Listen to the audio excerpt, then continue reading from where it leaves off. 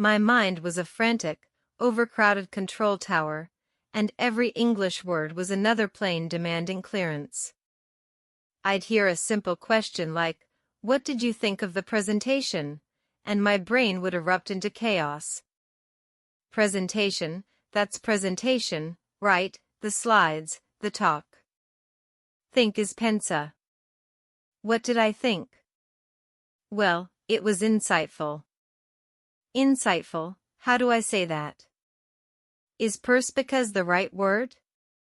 Okay, now form the sentence. I thought it was insightful.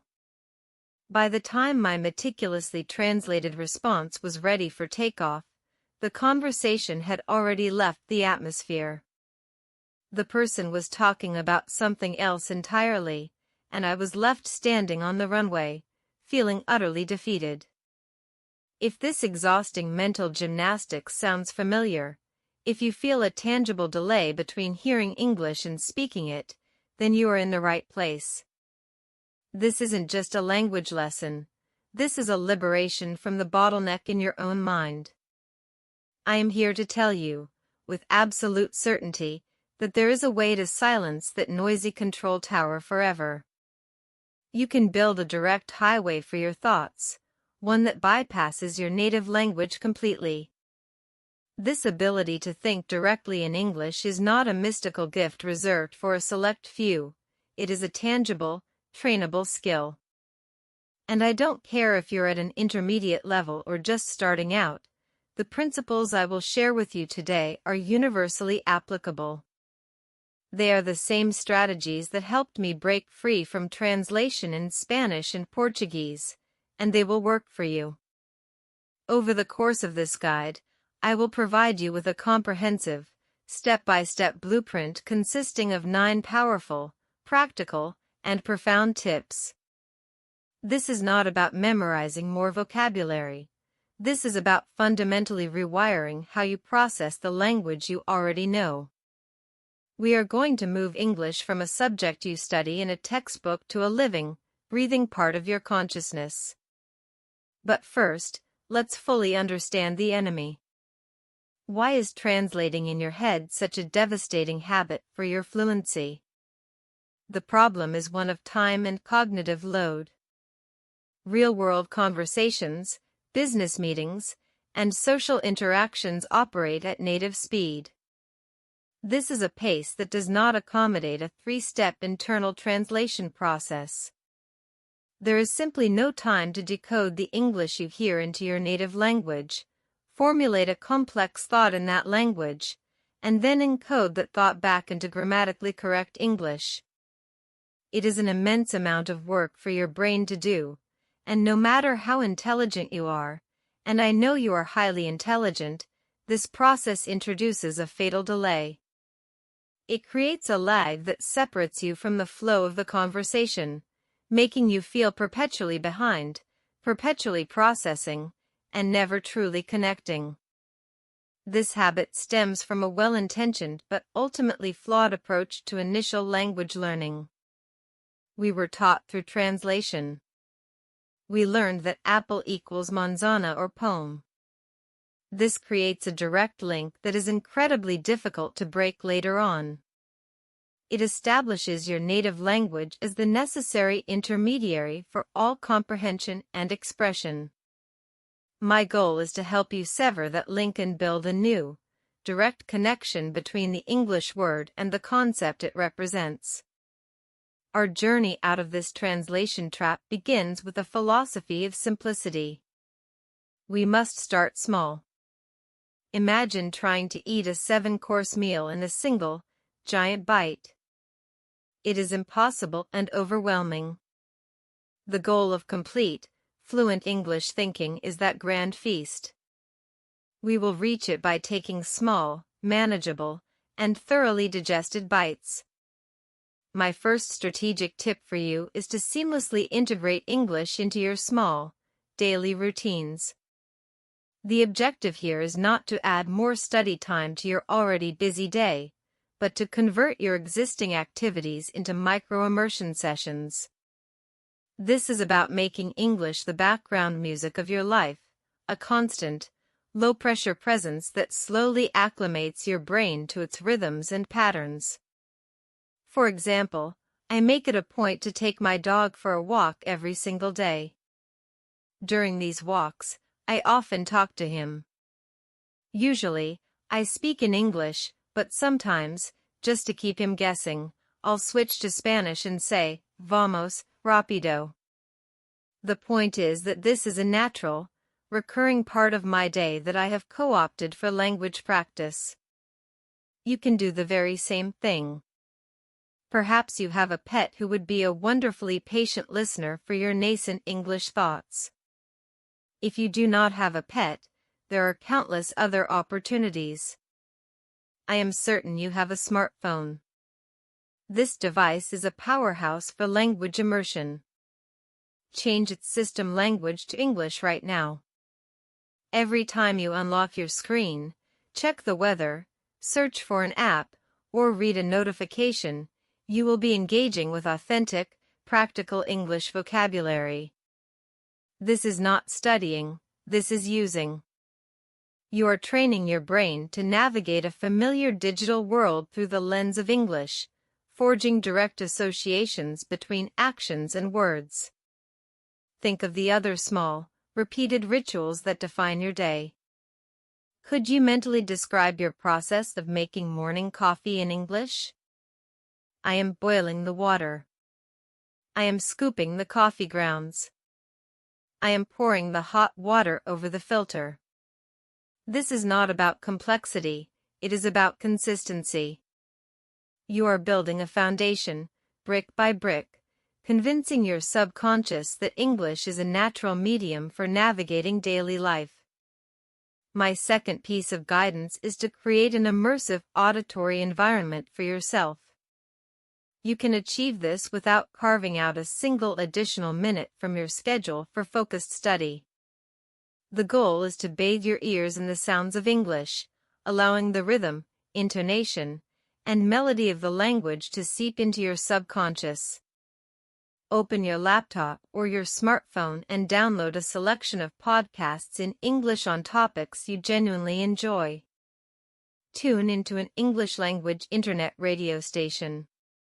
Play a YouTube video or a Netflix series in English and let it run in the background while you are engaged in tasks that require little cognitive focus.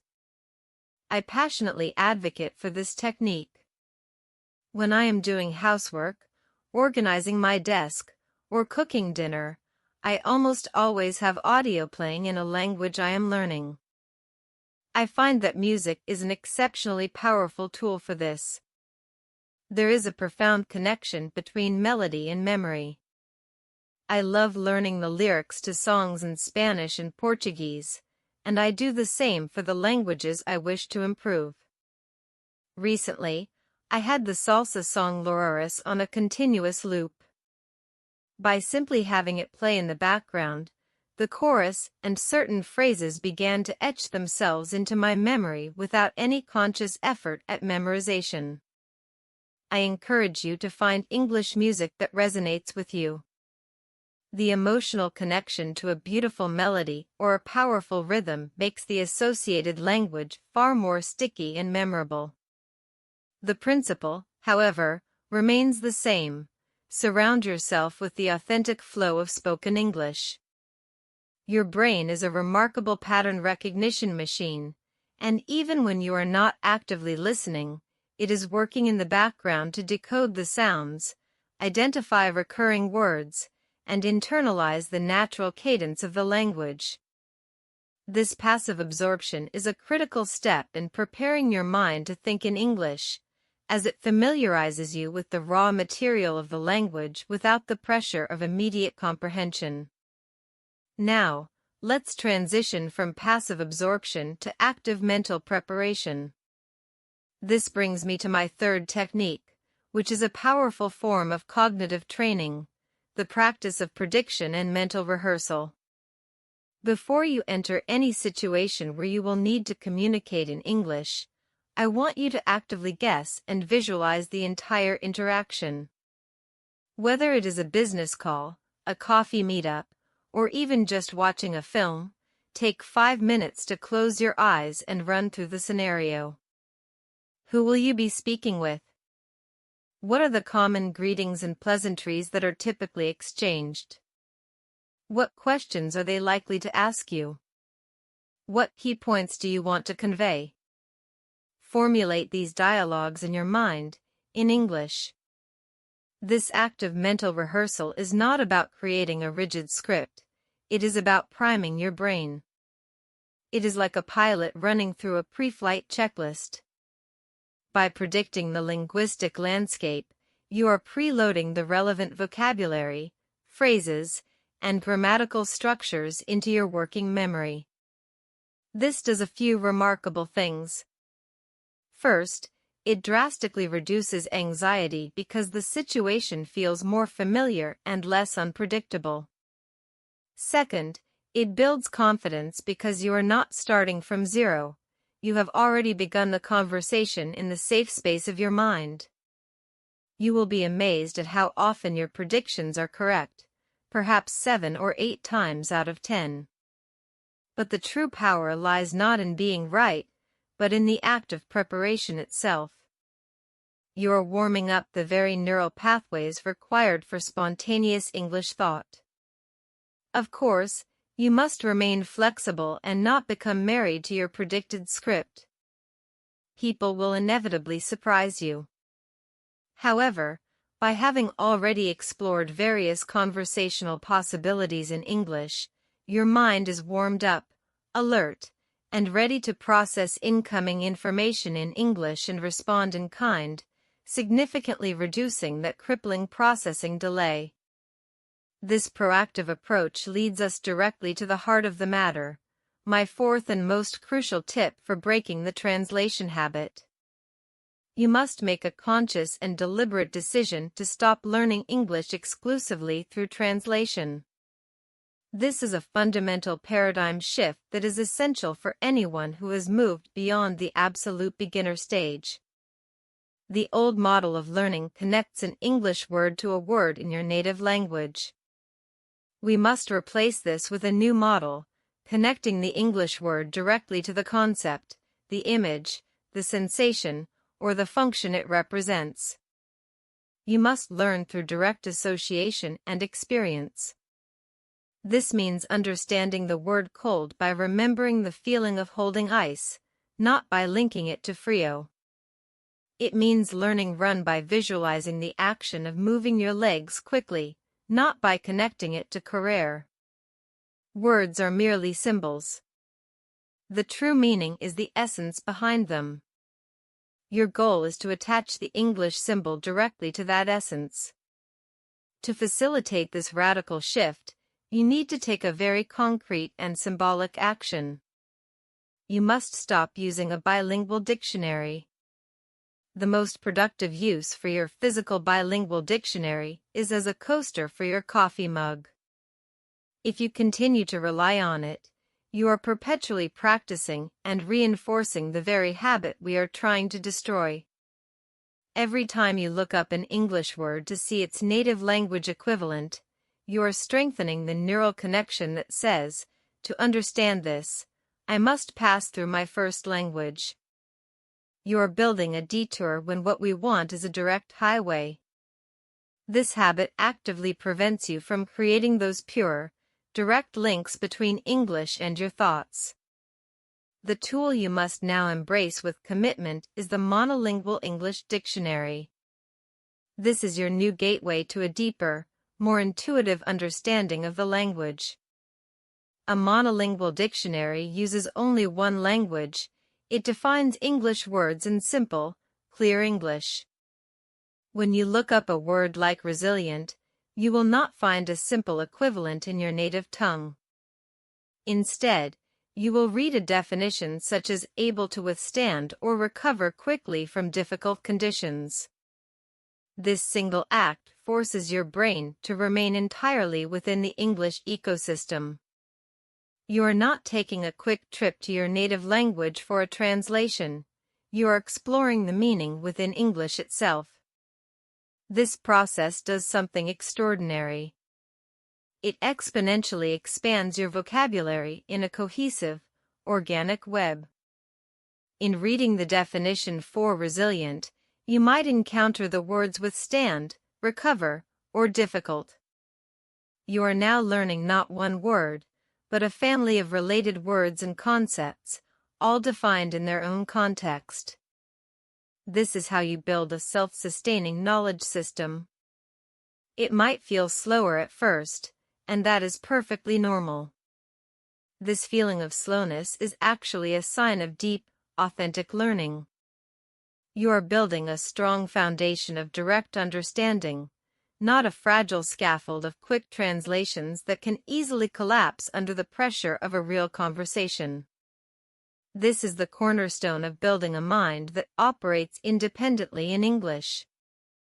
My sixth strategy is to make English a visible and tangible part of your physical world. I want you to label the objects in your immediate environment in English. You can approach this in two equally effective ways. The first is a mental exercise. Simply glance around the room you are in and name every object you see, silently in your mind. Monitor, keyboard, mug, plant, lamp, charger. Do this rapidly, without overthinking. The second, more impactful method is to use physical labels. Write the English words on sticky notes or small pieces of paper and attach them directly to the objects. Label your window, your desk, your bookshelf, and the door. This technique is incredibly powerful for learners at any level, but it is particularly transformative for beginners and intermediates. It creates a constant, contextual vocabulary list that is directly relevant to your daily life. You are not memorizing abstract lists, you are forging a direct, sensory link between the word lamp and the object that emits light next to you. This method engages visual and spatial memory, creating a much more robust and durable mental imprint than rote memorization ever could. The word ceases to be a foreign symbol and starts to become the object itself, which is the ultimate goal of thinking in English. Now, let us turn inward, to the most important space for practice, the privacy of your own mind. My seventh tip is to begin a consistent practice of talking to yourself in English. I cannot emphasize enough the profound, multi-layered benefits of this simple habit. When you verbalize your thoughts in English, even in a whisper, you are simultaneously practicing your pronunciation, your fluency, your vocabulary recall, and most importantly, you are actively constructing the neural pathways for thinking in the language. It is the most efficient form of practice because it combines thought with speech in a continuous, self-correcting loop. You may wonder when and what to talk about. I recommend doing this during private, low-focus moments. When you are getting ready in the morning, talk yourself through your routine. I need to brush my teeth. The water is cold. I should wear the blue shirt today. While you are cooking dinner, narrate your actions. I am chopping the vegetables. Now I am heating the oil in the pan. The content is utterly unimportant. The consistent act of forming and speaking your internal monologue in English is what works the magic. This is your safe space to experiment, to make mistakes, and to build fluency without any judgment or pressure from the outside world. Do not fear mistakes during these private conversations. This is a critical point. The goal is not perfect grammar or impeccable pronunciation. The goal is to build the habit of fluid thought and speech. If you realize you are unsure about a structure, perhaps you struggle with when to use the verb say, simply make a mental note of it. You can then investigate that specific point later. This turns your self-talk into a powerful diagnostic tool that highlights your personal areas for improvement without breaking your flow. Another wonderfully enjoyable method is to incorporate song. I mentioned listening to music. Now, I want you to sing along. When I am cleaning my apartment or walking my dog, I often sing along to my favorite English songs. I'm not a gifted singer, but that is entirely irrelevant.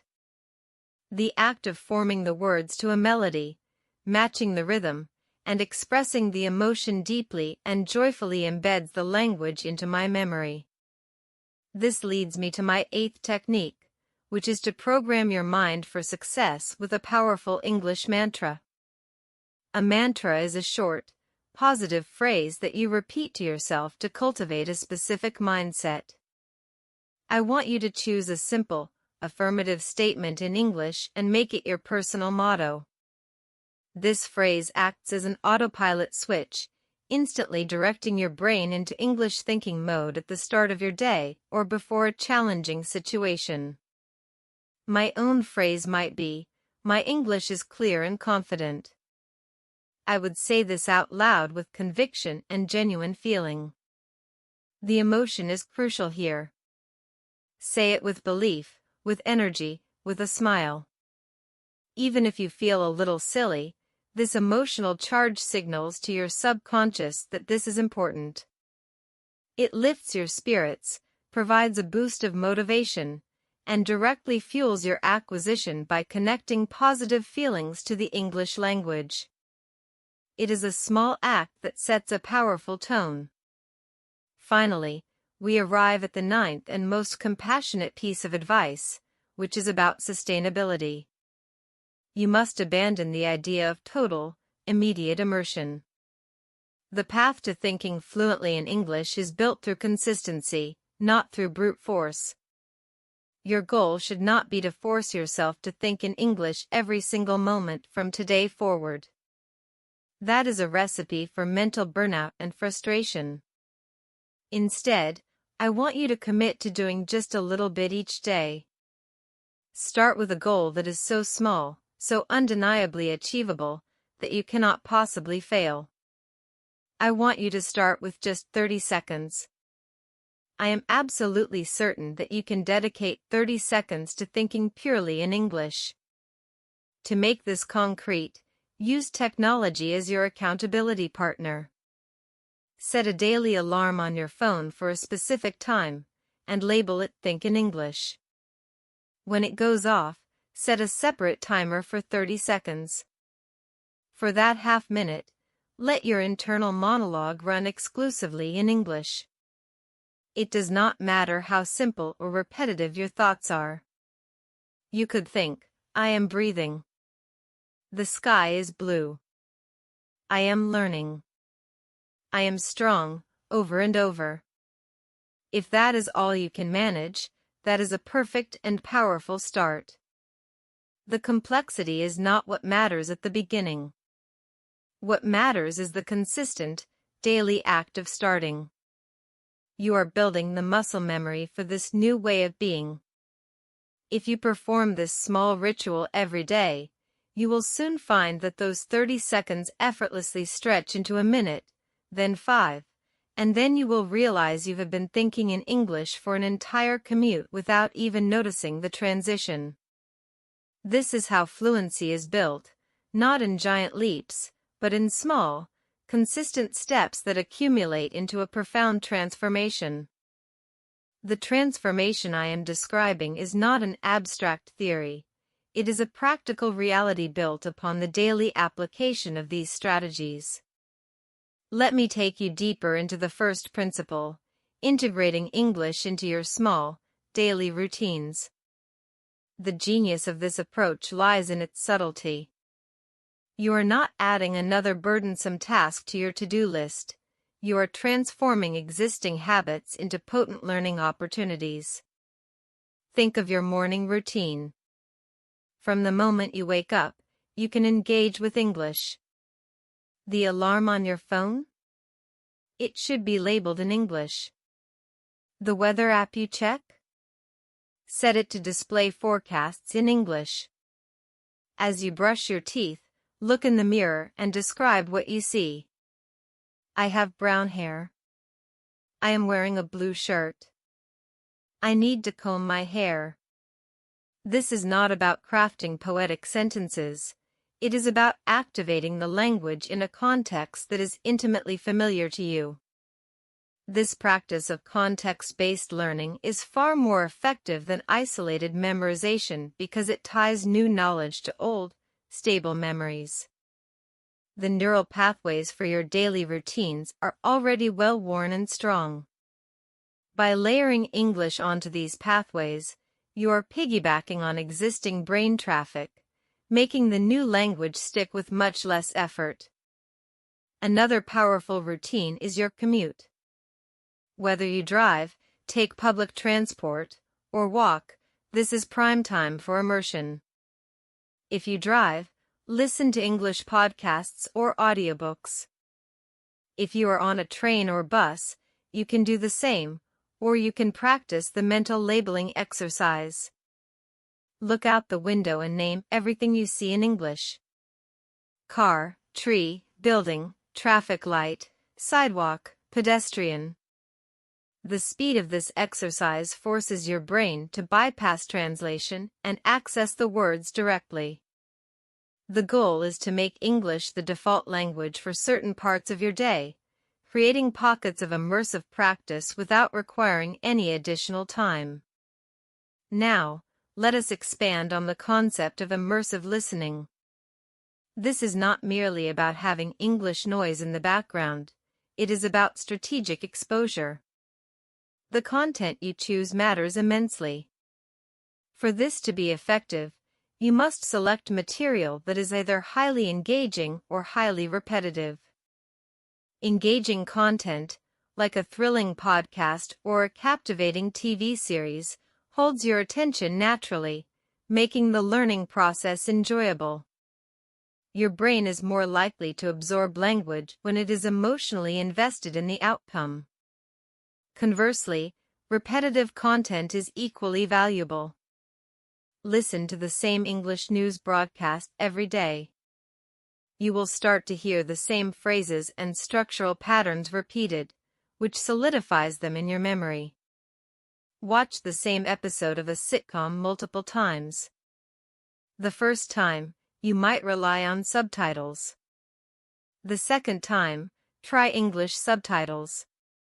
The third time, attempt to watch without any subtitles at all. You will be astonished at how much more you understand with each repetition. This repetitive listening fine-tunes your ear to the musicality of English, the stress, the rhythm, the intonation patterns that convey meaning beyond the mere words. These prosodic features are the soul of the language, and they are impossible to learn from a textbook. By immersing yourself in authentic spoken English, you are absorbing these subtle cues that native speakers use to express irony, urgency, question, and certainty. This is a fundamental component of thinking in English because thought is not just a string of words, it is imbued with this same rhythm and emotion. You are learning to feel the language, not just decode it. This deep, intuitive understanding is what will eventually allow you to formulate thoughts in English that sound natural and authentic, because they carry the same melodic pattern as the language you have been absorbing. The mental shift from translation to direct association is the single most critical leap you will make on this journey. It requires you to fundamentally change how you perceive and acquire new language. Let's delve deeper into how to practically implement this. The traditional method creates a weak, indirect link, English word-native language word-concept. We are building a strong, direct bridge, English word-concept. To build this bridge, you must engage with the word in a rich, contextual, and sensory way. For example, let's say you encounter the word breeze. The old method would be to look it up in a bilingual dictionary and memorize viento suave or breeze. The new method is to close your eyes and remember the last time you felt a breeze on your skin. Recall the sensation of a cool breeze on a warm day. imagine the sound of a gentle breeze rustling the leaves of a tree. See the image of a breeze lightly rippling the surface of a pond. You are building a multidimensional memory anchored in sensory experience. Now, when you hear or see the word breeze, you won't need to pass through your native language. You will feel it, hear it, and see it directly. This is the essence of thinking in English. This principle applies to abstract words as well. Take the word frustration. Don't just translate it. Instead, vividly recall a moment when you felt intense frustration. Remember the heat in your face, the tightness in your chest, the sigh of exasperation. By connecting the English word directly to the emotional and physical memory, you create a powerful, immediate understanding that transcends dictionary definitions. This is how you develop an intuitive grasp of the language. Every new word you learn should be given this conceptual anchor. Ask yourself, what does this look like? What does it feel like? What is an example of this? The more sensory connections you create, the deeper and more readily available the word will be in your mind for spontaneous thought and conversation. This method requires more initial effort than simple translation, but the long-term payoff is immeasurable. You are building a knowledge base that is designed for speed and fluency, not for slow, deliberate decoding. This is the difference between having a library where every book is stored in boxes that require unpacking, translation, and having a library where every book is instantly accessible on an open shelf, direct association. Your goal is to create an open shelf mind for the English language. This cognitive rewiring is what will ultimately allow you to react and respond in English with the same immediacy and emotion that you do in your native tongue. You are not just learning words, you are integrating concepts, and that is the bedrock of genuine, fluid thought. Let's now explore a technique that bridges the gap between internal thought and external reality, the power of physical response. This method involves connecting the English language directly to your body's movements and reactions, further cementing those direct neural pathways we've been building. When you perform an action, pair it with a simple English command. If you are picking up a book, say to yourself, I am picking up the book. As you open a door, think, I am opening the door. This connects the kinesthetic experience, the feel of the book's cover, the turn of the doorknob, directly to the English phrase.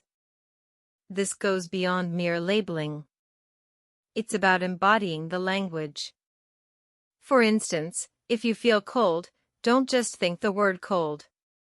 Shiver slightly and verbalize the feeling. I'm cold. I need a jacket. By engaging your body, you are creating a more profound and memorable link than thought alone can provide. This is how language is naturally acquired. A child learns hot by feeling heat and hearing the words simultaneously, not through translation. You are replicating that natural, intuitive learning process. This practice makes English an active part of your physical being, not just an abstract code in your mind. The goal is to reach a point where your physical reactions and your English thoughts are one and the same, leaving no room for an intermediary translation step.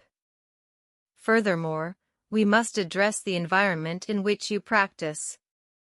To truly cultivate a mindset of thinking in English, you need to curate your surroundings to support this goal. This means being deliberate about the media you consume. Make a conscious choice to read the news in English from international sources. Follow social media accounts that post engaging content in English about your hobbies and interests. The algorithm will then begin to fill your feed with more English content, creating a digital environment that constantly reinforces your learning. This isn't about studying, It's about living in a world where English is a natural and frequent part of your information intake. When you encounter new words in these authentic contexts, resist the old urge to translate. Instead, embrace the strategy of inferring meaning from context. This is a skill that native speakers use constantly. If you read the sentence, "The politician's equivocal statement left the journalists confused," you might not know the word equivocal. But look at the context. It left people confused. Therefore, equivocal likely means unclear, ambiguous, or open to more than one interpretation. By deducing the meaning this way, you have strengthened your reasoning skills in English and built a much stronger memory of the word, all without ever leaving the English language ecosystem. This active problem-solving is a core component of fluent thought, as it keeps your brain engaged and processing within the target language at all times. The silence in your own mind can be the biggest hurdle. You might be able to name objects and recite phrases, but true thinking is a continuous, flowing stream of consciousness. How do we replicate that in English? The answer lies in developing a rich and detailed internal monologue. This is the natural progression from talking to yourself about immediate actions. Now, I want you to start narrating your thoughts, your opinions, and your reflections in English. This is where you transition from using English for description to using it for introspection. Begin with simple reflections. After watching a movie, don't just think, "That was good." Force yourself to elaborate in English.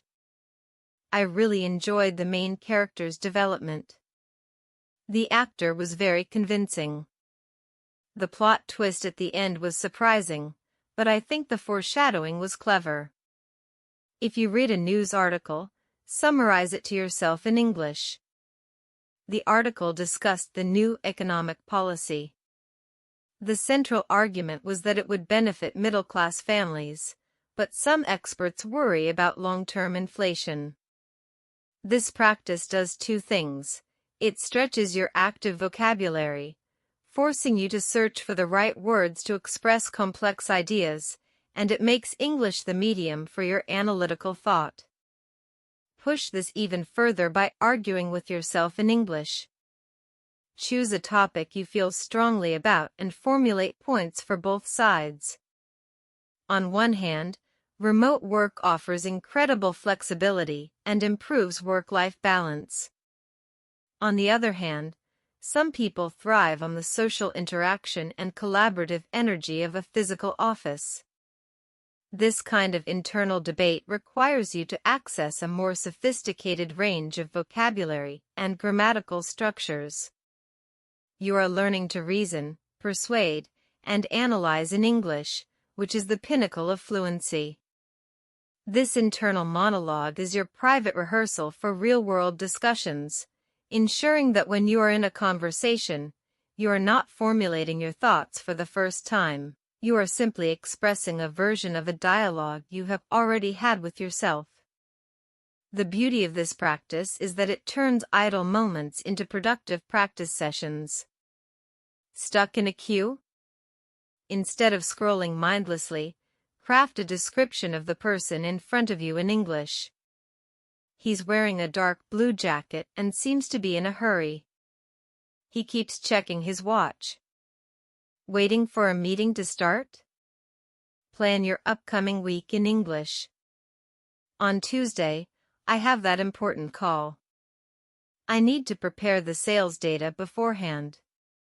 On Wednesday, I should finally make a dentist appointment.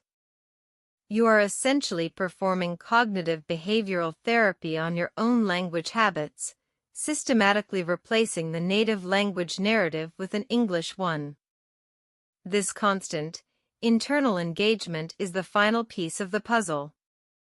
It ensures that English is not just a tool you use for external communication, but the very fabric of your conscious thought, allowing you to truly, effortlessly, and permanently think in English.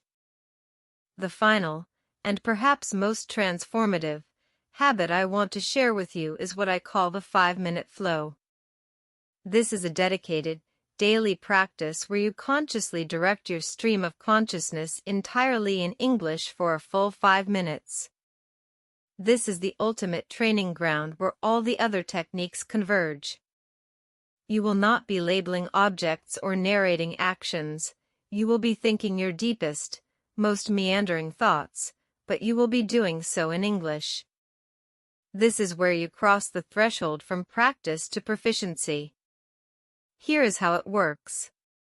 Set a timer for 5 minutes. Find a quiet space where you will not be interrupted. Close your eyes if it helps. Then, simply begin thinking. Let your mind wander wherever it wants to go. Your plans for the future, a memory from your childhood, a problem you are trying to solve at work, a creative idea, your opinion on a current event. The only rule is that every single thought must be formed in English. At first, this will feel incredibly challenging. You will hit mental roadblocks where you can't find the right word. Your brain will scream for the comfort of your native language. Do not give in. If you cannot find the precise word, describe it. If you want to say nostalgic but can't recall it, think, I have that feeling of missing the past, a sweet sadness for old times. This act of circumlocution is not failure, it is a supreme act of fluency. This practice forces your brain to build bypasses around missing vocabulary, strengthening your ability to think flexibly and resourcefully in English. It illuminates the gaps in your knowledge better than any test, showing you exactly which words and concepts you need to solidify through direct association. Most importantly, it expands the territory of your mind that belongs to English. You are claiming your inner world for this new language. You are proving to yourself that English is not just for external communication, it is a capable and sufficient vehicle for your entire intellectual and emotional life. Doing this for 5 minutes a day will do more for your fluency than hours of passive study, because it is the pure, unadulterated exercise of thinking in English. This is not the end of your journey. This is the magnificent beginning of a new way of being with the English language. You now hold the map and the tools. You understand that the path from constant translation to fluid thought is built not through magic, but through mindful, consistent practice. You have the power to rewire your own mind, to build those direct highways between concept and English word, to make the language your own.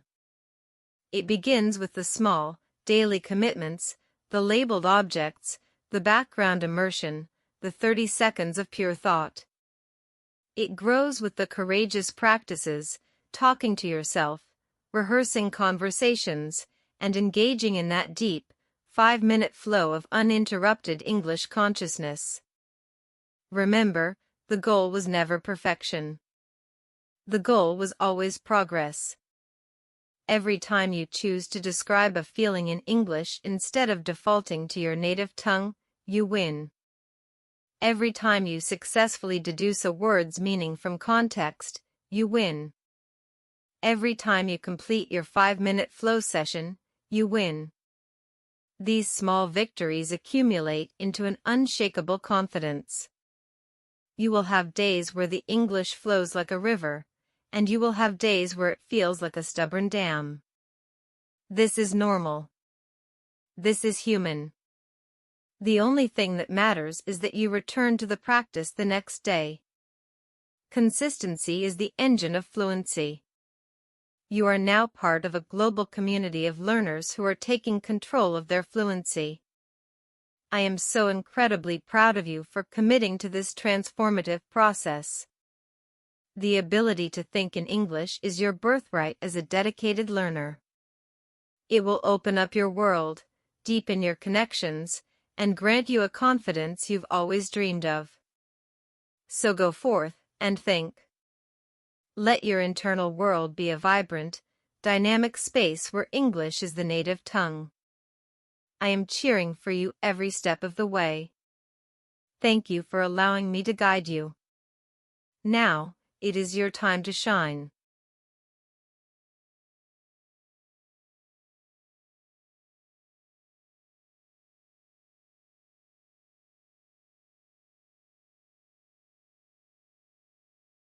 My heart was pounding in my chest, my palms were sweaty, and my mind was completely, utterly blank. I was staring into the face of a friendly tourist who had just asked me a simple question, and I, with over a decade of English classes under my belt, could not form a single, coherent sentence in response. Does this feeling sound terrifyingly familiar? If you've ever opened your mouth to speak English only to be met with a crushing silence where your words should be, then you are exactly where you need to be. What if I told you that everything you thought you knew about learning English was wrong? What if the secret to fluent, confident conversation wasn't hidden in a dictionary, but in a tiny, powerful collection of words you already know? Stay with me, because in the next few minutes, you will discover the devastating trap that has been holding you back and the astonishingly simple key to breaking free forever. The universal struggle. Let me introduce you to Maria. Maria dedicated 8 long years of her life to studying English. She filled countless notebooks with vocabulary. She could dissect a complex text, and her grammar was technically perfect. On paper, Maria was a master of the English language. But in reality, when she found herself in a conversation with a native speaker, a paralyzing fear would take over. That vast library of words she had so carefully collected would vanish, leaving her feeling like a failure. Her story is not unique. It is the heartbreaking reality for millions of passionate language learners around the globe. They become master collectors, hoarding words like precious artifacts, yet they never learn how to actually use them in the heat of a real conversation. This, my friend, is the insidious nature of what I call the 300-word trap. What is the 300-word trap? The 300-word trap is a deceptive cycle that preys on our deepest insecurities about language learning. It begins with a logical but flawed belief, the belief that to speak well, you must know a lot of words. This belief sends you on a frantic quest. You download vocabulary apps, you create flashcard stacks, you memorize lists of obscure terms, and you proudly track your progress as your known word count climbs into the thousands. But here is the critical failure, the part we all miss in our pursuit of quantity. In our obsession with collecting new words, we completely neglect the most important skill of all, the skill of deploying the words we already have with speed and confidence. You are building a vast arsenal of weapons, but you never step onto the battlefield to learn how to fire a single one. You become a word collector, not a word user. Think of it this way. A world-class chef does not need to have every single spice and ingredient from across the globe in their kitchen to create a masterpiece. In fact, the true mark of a culinary artist is their profound ability to use a core set of fundamental ingredients in creative, powerful, and delicious ways. They know how to transform flour, water, salt, and yeast into a perfect, crusty bread. They understand how to balance sweet, sour, salty, and bitter using just a handful of staples. This principle is not just a nice idea. It is the absolute, scientific truth about human language. You do not need to know every word in the English language. You need to achieve a deep, intuitive mastery over the most fundamental and frequently used words. This is not a compromise. It is a strategic masterstroke. The science behind simple words. Let us dive into the fascinating science that proves this point. Linguists and researchers have conducted extensive studies, analyzing thousands upon thousands of hours of everyday conversations between native English speakers. The results of these studies are nothing short of revolutionary for any language learner. They discovered that while the English language contains hundreds of thousands of words, the daily speech of a native speaker relies on a remarkably small and consistent pool. The average native speaker comfortably navigates their entire life using only between 1,000 and 1,500 different words in their spontaneous conversations. But the real shock, the statistic that changes everything, lies deeper within that pool. The most common 300 words alone account for a staggering 65% of all spoken English material. Let that number sink in for a moment. Just 300 words form the backbone of nearly 2/3 of everything you will ever hear or need to say in a daily conversation. This is a mathematical certainty, not a matter of opinion. Yet, what is the first thing most English learners do? They ignore this powerful core. They dismiss these words as too simple, too basic, and they relentlessly chase after advanced, complex vocabulary in a misguided attempt to sound sophisticated. This pursuit of complexity is where we lose our way. We believe that difficult words are the key to sounding intelligent, but in doing so, we overlook the raw, practical power that native speakers wield every single day. They are not trying to impress with their vocabulary.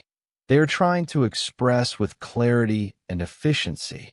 This leads us to a profound understanding of why these simple words are so incredibly powerful and how they form the very essence of the language. Why simple words are powerful. Simple words are the ultimate building blocks of communication. They are like the Lego bricks of English, individually simple, but possessing infinite potential for combination and creation. Their power lies in their flexibility and their ability to function in multiple contexts. Let's take the quintessential example, the verb get. On its own, it seems humble, even insignificant. But watch what happens when you combine it with other small words. You can get up in the morning, get over a problem, get along with a colleague, get out of a meeting, get through a difficult task, or get by with limited resources. One simple, three-letter word becomes a chameleon, adapting to convey a vast spectrum of actions and ideas. This is the untapped potential within basic vocabulary. Native speakers instinctively gravitate towards these flexible workhorses because they allow for quick, clear, and natural expression. They can articulate surprisingly complex thoughts using this simple toolkit. You hold this same power within your grasp. You just need to learn how to unlock it. The real secret to English fluency. Now, I am going to share the true secret of fluency, and it has very little to do with the size of your vocabulary. Fluency is not about how many words you know. It is about the effortless, automatic, and instantaneous use of the words you have already mastered. Think about how a child learns their first language. A baby does not study flashcards or memorize lists. They latch onto a handful of powerful, functional words: mama, dada, more, no, mine. They use these words relentlessly, in every possible situation, until the production of that word requires zero conscious thought. The pathway from their brain to their mouth becomes a superhighway. This is the neural magic you need to replicate with your English. Your goal is not to cram more words into your head. It is to take the essential words and practice them so deeply that they become a part of your subconscious. You must make them automatic. When you achieve this, you stop translating, You stop hesitating. You simply speak. This concept of automaticity is the fundamental shift in mindset that separates successful learners from those who remain stuck. It moves the goal from passive knowledge to active skill. Knowing a word's definition is a cognitive fact. Being able to wield it without a moment's hesitation in a live conversation is a physical and neurological feat. It is the difference between knowing how a bicycle is supposed to work in theory and actually being able to ride it without falling over. Your mission, should you choose to accept it, is to build these neural superhighways for a core set of words until they feel as natural and immediate as the words in your native tongue. This is the essence of true fluency, and it is an achievement far more impressive than simply parroting obscure vocabulary. How to escape the 300-word trap. So, how do you break free from the exhausting cycle of endless memorization and step into this new reality of confident speaking? I will provide you with a clear, actionable escape plan. The first step is the most radical and will require a leap of faith. You must immediately stop collecting new words. I know this sounds counterintuitive, even crazy. For years, you've been told that more is better. But I am telling you now that for the next phase of your journey, you need to declare a moratorium on new vocabulary. Your brain is a container, and right now, it is filled with words you cannot use. You do not need to add more. You need to learn how to unpack and use what you already have. The second step is to strategically select your 300 basic words. This is your foundation. The third step is to engage in deliberate practice, using these words in full sentences until they become second nature. The fourth step is to learn the art of combination, mixing and matching these words to create an infinite variety of new expressions. And the fifth and most crucial step is to start speaking with these words immediately, embracing simplicity as your greatest strength, not a weakness. The 300-word formula. Let me give you the exact, actionable formula for building your personal toolkit of power words. This is not a vague suggestion. It is a concrete blueprint for conversational freedom. Your mission is to assemble a list of 300 words, categorized for maximum effect. First, you need 100 essential nouns. These are the tangible and intangible things that populate your daily life and conversations. Think of words like house, car, book, phone, money, time, friend, family, work, city, and home. These are the objects and concepts you constantly need to refer to. Second, you need 100 dynamic verbs. These are the engines of your sentences, the words that describe all action and state of being. Your list must include words like go, come, see, want, need, think, know, feel, have, be, do, make, and say. Finally, you need 100 adjectives, adverbs, and other core function words. These are the words that add color, detail, and structure to your speech. This group includes words like good, bad, big, small, happy, sad, very, really, now, later, here, there, and the all-important prepositions like in, on, at, to, and for. With this curated collection of 300 words, you possess a complete linguistic system. You can describe your world, express your needs and desires, share your opinions, ask questions, and tell stories about your past and plans for your future. This is not a limited vocabulary. It is a focused and immensely powerful one. Real examples of simple power.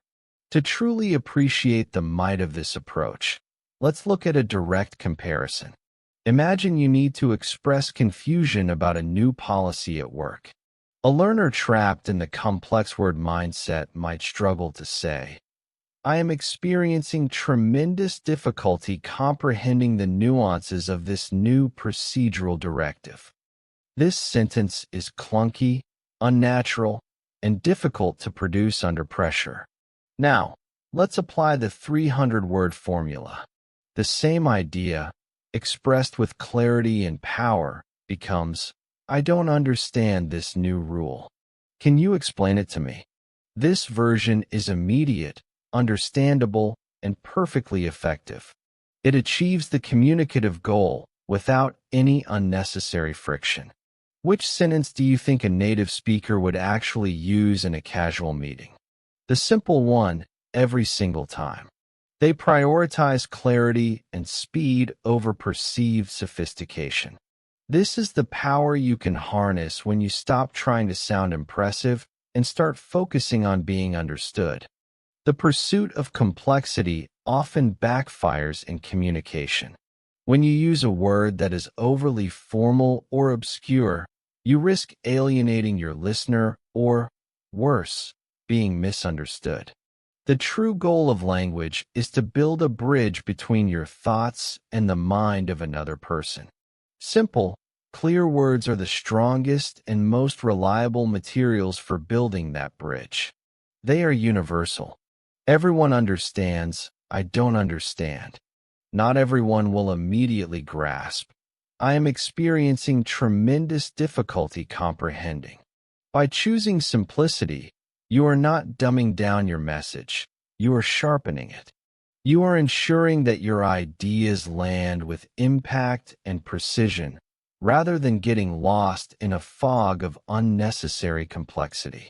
This is the choice that effective communicators make, whether they are native speakers or not. The practice method that works. Knowing which words to use is only half the battle. The other, more critical half, is how you practice them. You must move these words from the dusty archives of your passive memory onto the ready tip of your tongue. Here is a daily practice method that will forge the neural pathways you need for fluent speech. Every single morning, before your day gets away from you, I want you to select just 5 words from your core list of 300. Do not choose 50, choose 5. Your task is not to briefly recognize these words, but to actively command them. For each of these 5 words, you will create 10 unique, spoken sentences. That is 50 sentences total. Say every single one of these sentences out loud. The physical act of speaking is non-negotiable. It connects your mind to your mouth in a way that silent reading never can. For example, if your word is get, you would force yourself to produce sentences like, "I need to get some coffee. How do I get to the station? I get your point. She will get here soon. I don't get this joke." This rigorous, focused practice for just 15 minutes a day does something that mindlessly reviewing a list of 100 new words can never do. It builds muscle memory for the language. This disciplined, daily practice is the equivalent of a musician playing scales or a basketball player taking 100 free throws. It is not always glamorous, but it builds the foundational competence that makes brilliant, spontaneous performance possible. By the end of just 1 month of this consistent effort, you will have given deep, personal attention to every single one of your 300 core words. More importantly, you will have used them in hundreds of different contexts. This process fundamentally rewires your brain. These words will no longer be foreign objects you have to consciously retrieve. They will become your default tools, springing to mind effortlessly when you need them. This is the ultimate victory in language learning.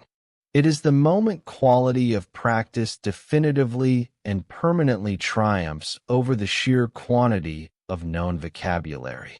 Why most people fail? Understanding this practice method leads us to a critical question. If this approach is so effective, why do most people fail to achieve fluency? The answer lies not in a lack of effort, but in a fundamental misunderstanding of purpose. Most people fail because they are learning English to impress, not to express. Their primary driver is the desire to sound intelligent, sophisticated, or advanced. They see language as a performance, a stage on which to showcase their extensive knowledge. This ego-driven approach is the single greatest obstacle to genuine, confident communication. The truth is that real communication is not about showing off. It is about the clear and efficient sharing of ideas, feelings, and information. When you prioritize impression over connection, you sabotage yourself. You choose a complicated word that you might mispronounce or use awkwardly, causing confusion instead of conveying your message. Simple words, in their beautiful clarity, create instant understanding and build genuine connection between people. They are the tools of empathy, not ego. To succeed, you must make a conscious choice. Choose connection over impression. Choose clarity over complexity. This shift in mindset is liberating. When you release the pressure to sound like a university professor and instead embrace the goal of being a clear and engaging communicator, a huge weight is lifted from your shoulders. You no longer have to panic about remembering the perfect, sophisticated word. You realize that you already possess a toolkit of simple, powerful words that are more than enough to build meaningful understanding. This newfound freedom directly fuels the next critical component of fluent speech, genuine confidence. When you know, with absolute certainty, that you can rely on your core vocabulary to express your essential thoughts, the fear of speaking begins to evaporate. The confidence factor. Here is a transformative secret that many learners discover only after they embrace simplicity. True confidence in speaking does not come from knowing every word, but from knowing a few words perfectly. Think about the profound psychological shift that occurs. When your speaking foundation is built on a set of 300 words that you have practiced to the point of automaticity, you step into any conversation with a deep-seated assurance. You are no longer anxiously scrambling through the mental dictionary in your mind, terrified that you will forget a word. You know your words. You own them. You have used them in 100 different ways. This self-assurance is palpable, and it completely changes how others perceive you. People are naturally drawn to confident speakers. They listen more attentively. They trust the message more readily. A person who says this is a good plan with clear, confident conviction is far more persuasive than someone who hesitantly mumbles, "This is a sufficiently robust strategic proposal." Your confidence, built on the bedrock of mastered basics, becomes your most powerful communication tool. This confidence is not just a feeling. It is a practical advantage that transforms your interactions. It allows you to maintain eye contact, to use natural body language, and to focus entirely on the person you are speaking with, rather than being trapped inside your own head, searching for vocabulary. You become an active participant in the dialogue, not a passive prisoner of your own limitations. This is how you build real relationships and conduct meaningful conversations in English. It all stems from the decision to master the fundamentals, to wield simple tools with expert skill. This leads us directly to the most important part of this entire journey, your personal plan of action. Knowing the theory is useless without a clear, step-by-step guide to implementation. Your action plan. Starting today, you will make a decisive break from the methods that have failed you in the past. Your action plan is clear and uncompromising. First, You must stop the endless consumption. This means no more buying advanced vocabulary books. Unsubscribe from the word of the day emails that are cluttering your mind. Delete the apps that are encouraging you to collect thousands of words you cannot use. This is a declaration of intellectual independence. Second, you must find and commit to your list of 300 basic words. A simple online search for most common English words or top 300 English words will provide you with several reliable lists. Print this list. Do not just save it on your phone. Print it on a physical piece of paper. Third, you will post this list in a place where you will see it every day, on your bathroom mirror, on your refrigerator door, or on the wall next to your desk. This list is now your map, and it will guide all your practice.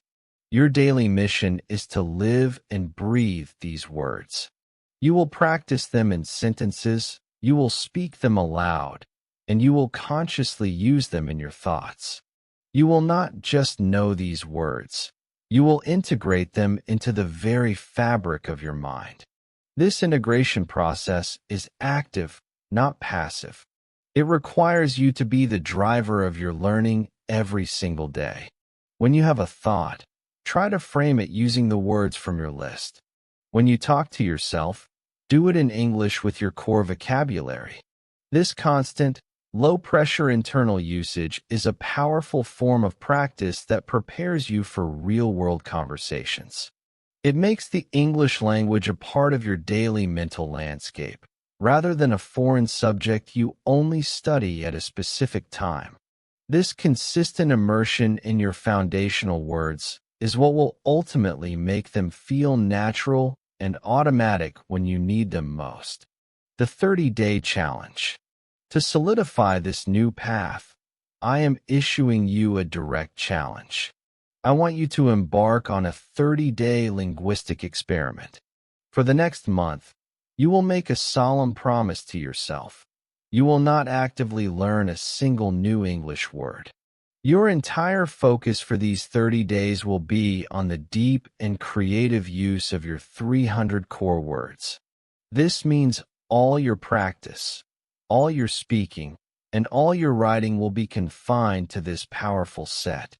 If you want to express an idea and a more complex word comes to mind, your challenge is to find a way to say it using the words you already have. This is not a limitation. It is a creativity engine. You will write short journal entries using only these words. You will find a language partner and have conversations using only these words. You will think about your day using these words. After just 30 days of this focused discipline, you will experience a dramatic shift. You will find that words flow from your mouth with less hesitation.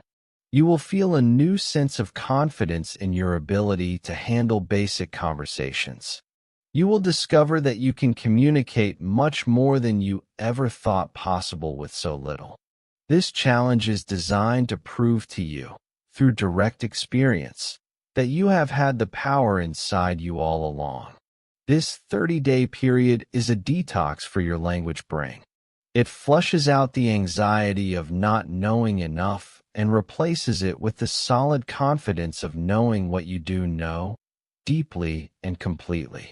You are trading the stress of a vast, unfamiliar vocabulary for the mastery of a small, powerful one. The results can be breathtaking. Learners who take this challenge often report that they finally break through the mental barrier that had them frozen. They start speaking without overthinking. They make mistakes without fear, and they truly begin to enjoy the process of communication for the first time. This transformation reveals a truth about native speakers that most learners completely miss. The truth about native speakers. There is a pervasive myth that native speakers are constantly using a rich and complex tapestry of advanced vocabulary. I am here to shatter that illusion. The reality is that native speakers are masters of efficiency and clarity, not complexity. Their primary goal is to be understood quickly and easily. In the vast majority of their daily interactions, they instinctively and overwhelmingly choose the simplest word that gets the job done. They say big instead of enormous or colossal. They say good instead of superb or exemplary. They say bad instead of deplorable or dreadful. These simple words are their first choice, their default setting. They are the tools they reach for without a second thought because they are effective, universally understood, and fast.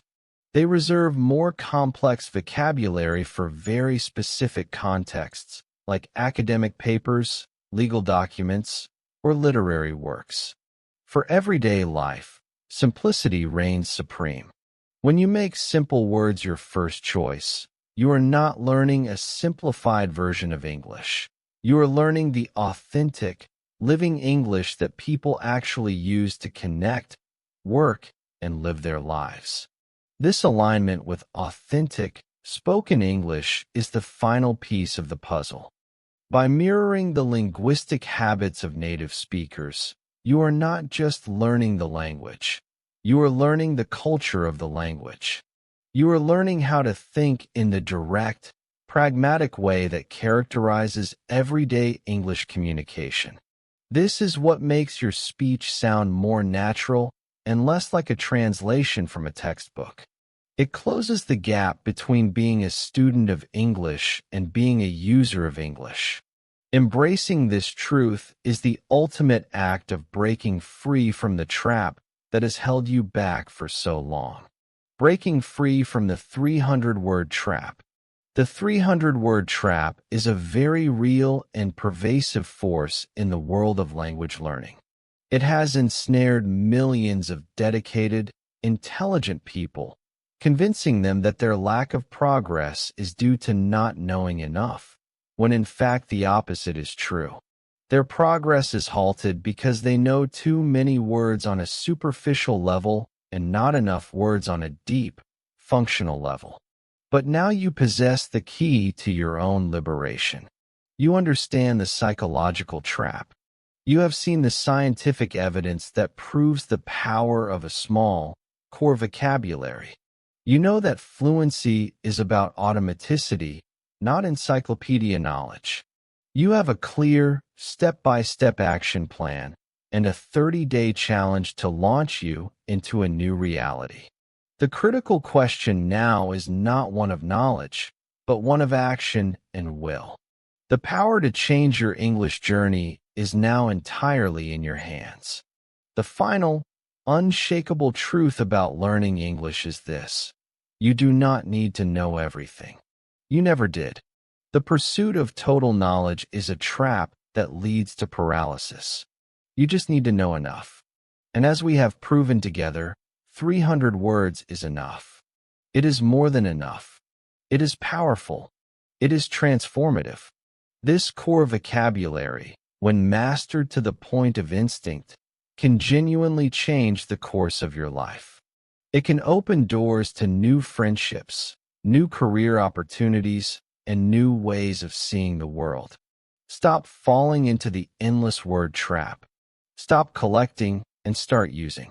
The words you need to begin your journey are already within you, waiting for your command. Start speaking English today. Do not wait for tomorrow or for the day you feel you have learned enough.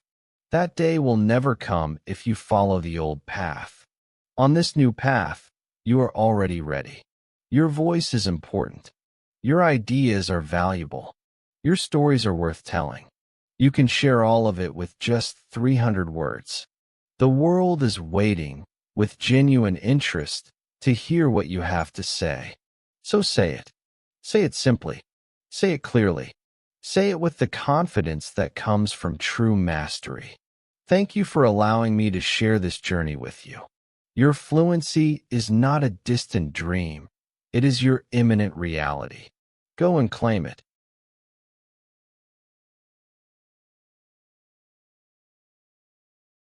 Have you ever felt completely overwhelmed by the sheer speed of spoken English, as if you're standing on the banks of a raging river of words, unable to catch even a single one as they rush past you?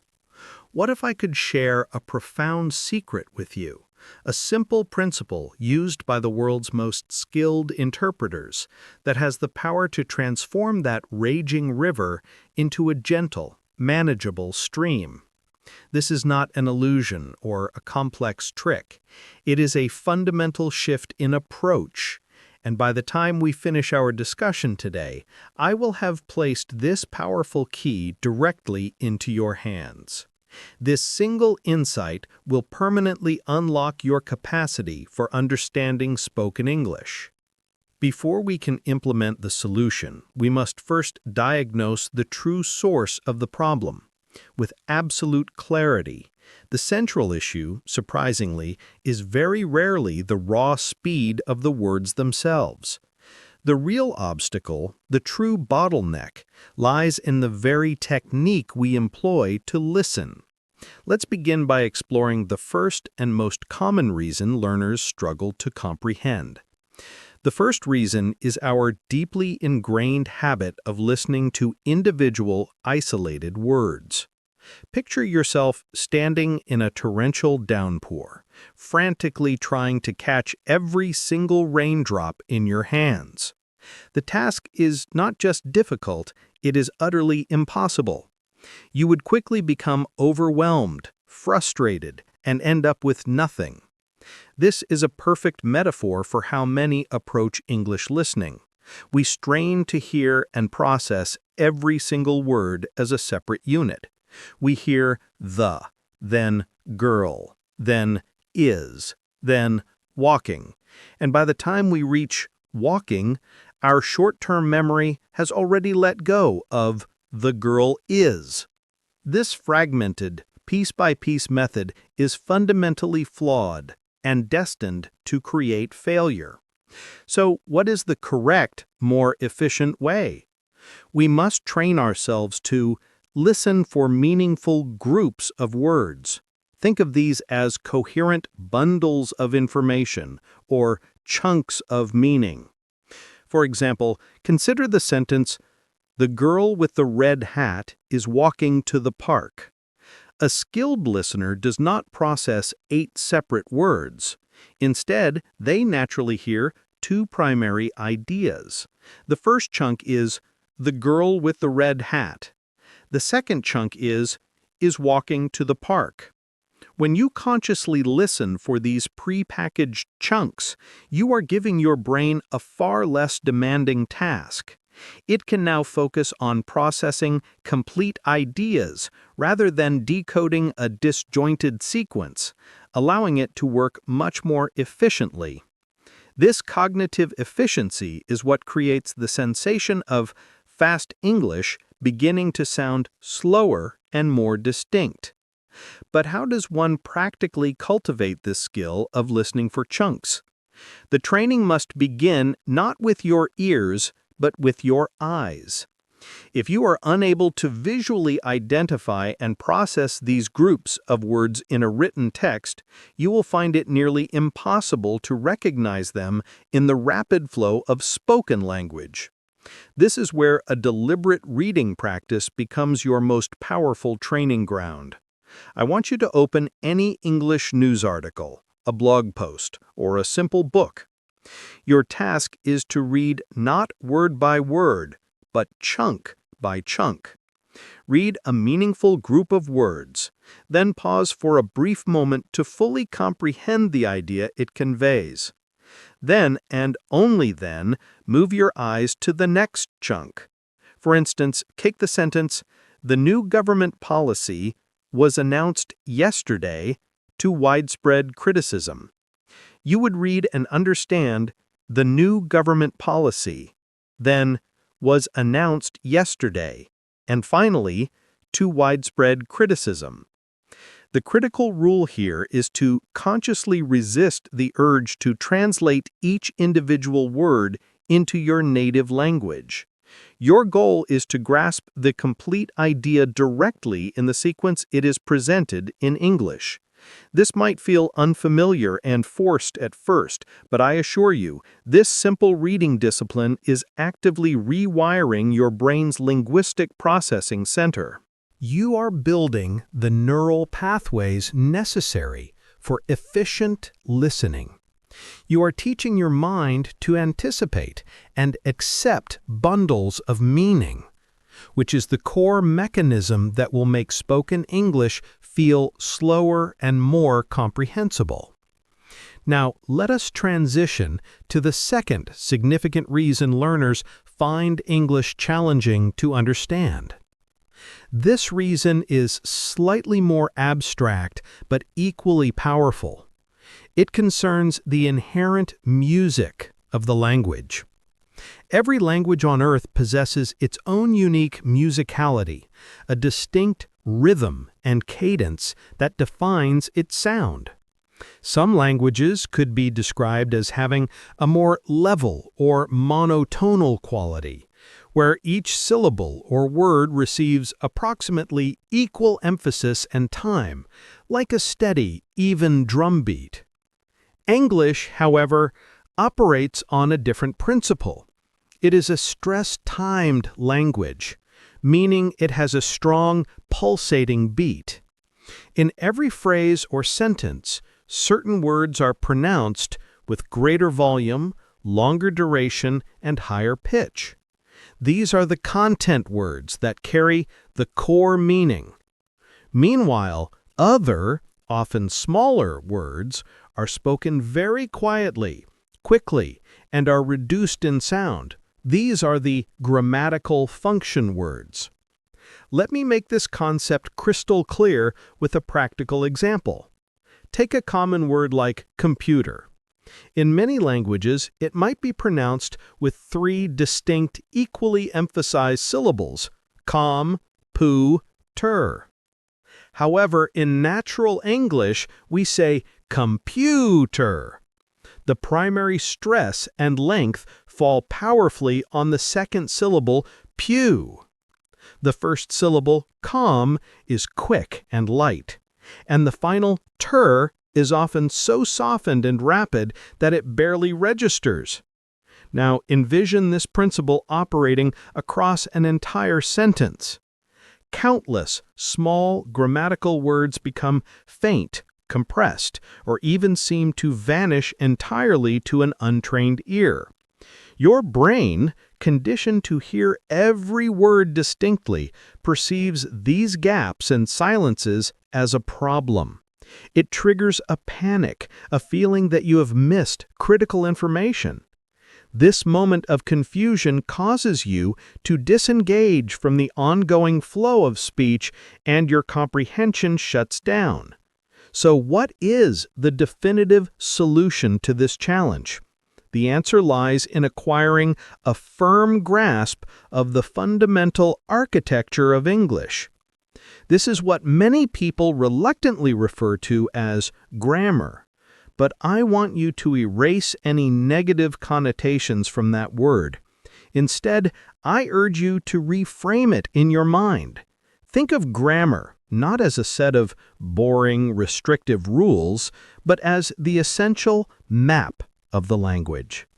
When you possess a reliable map of a city, you can navigate its streets with confidence, even if a few side roads are temporarily closed or unfamiliar. You can predict where a path is likely to lead. The very same is true for language. When you internalize the basic sentence structures, your brain gains the ability to anticipate what logically comes next. For instance, a native speaker might casually utter, "What you doing?" You physically do not hear the word "are." But because your mental map knows the standard structure is "what are you doing?" your intelligent brain automatically and seamlessly fills in the missing element. You comprehend the full intended meaning without needing every single acoustic signal to be perfectly clear. This remarkable process of prediction is precisely how native speakers understand each other with such effortless ease. They are not passively absorbing every sound. They are actively and constantly predicting, using their innate knowledge of the language's map to stay several steps ahead of the speaker. This brings us to our third and final reason, which revolves around a deeply ingrained misconception about what authentic English should sound like. The third reason is the pervasive myth of perfect textbook English. In our formal schooling, we are almost exclusively exposed to a very clear, deliberately enunciated, and artificially perfect version of the language. Our instructors, with the best of intentions, pronounce every word slowly and with perfect separation. How are you today? This is a valuable starting point, but it creates a dangerous illusion. In the authentic, real world, no one communicates in this robotic, segmented manner. Real people, in genuine conversations, connect their words continuously. They blend sounds together in a smooth, flowing stream.